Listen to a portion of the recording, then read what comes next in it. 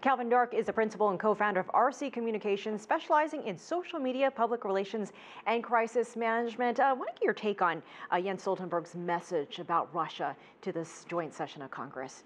Well, I think his message about Russia reiterated the purpose of NATO. And of course, tomorrow NATO turns 70. And we're in an environment where we've never had a U.S. president that didn't support NATO fully, or at least the missions of it. There have always been disputes about different skirmishes, but never to this extent with President Trump. And I know President Trump and the White House, they don't like that everything gets labeled Russia, Putin, or not, but it just so happens that our biggest international incidents involve Russia and how President Trump is changing U.S. policies toward how we deal with them. Well, timing is interesting given that the Mueller report revealed that Russia was supposedly interfering in the U.S. election. So this message timed to that. But what do you make of this bipartisan invitation to the NATO Secretary General? What message is Congress sending, not just to President Trump, but to the world?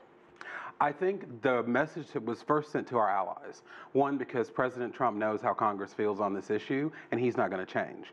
But what I think the bipartisan invitation to the unprecedented first NATO chief to ever jointly address Congress, this showed our allies that while U.S. policy may be shifting, and while they may wonder what U.S. collaboration looks like, the fundamentals of supporting NATO and the power balance in the world hasn't changed. And I thought that was really powerful coming from Republicans in the Senate and Democrats in the House. And you also see that Donald Trump did not shy away from praising the U.S. president for getting other countries on board to pay their fair share of NATO. Was it a charm offensive, or is he really serious about his compliment? I think it was both.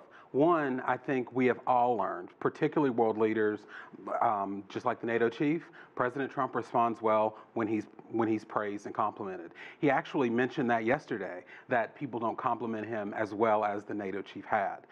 But he also realizes that while the money, that the increased funding that the allies are giving is needed, is necessary, it's something that's been, President Obama requested, so it's been in the works, but obviously President Trump made it a much bigger deal. The problem is not so much the money, it's that President Trump has made allies feel sometimes that they're paying for U.S. cooperation and collaboration, not that we have united against a singular threat, which in the case of NATO is usually an expanding USSR priorly, and now Russia. So he's trying to thread that needle. 30 seconds left. 70 years of NATO. Where does this group stand? Well, I think for the short term, I think NATO is redefining itself as to what it means to the member countries and also the potential members. One of the things that Stoltenberg said today was he wants to possibly think about expanding into Latin America.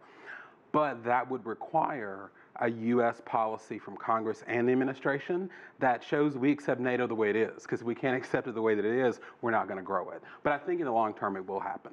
Calvin Dark, thank you so much. Thank you. Appreciate it.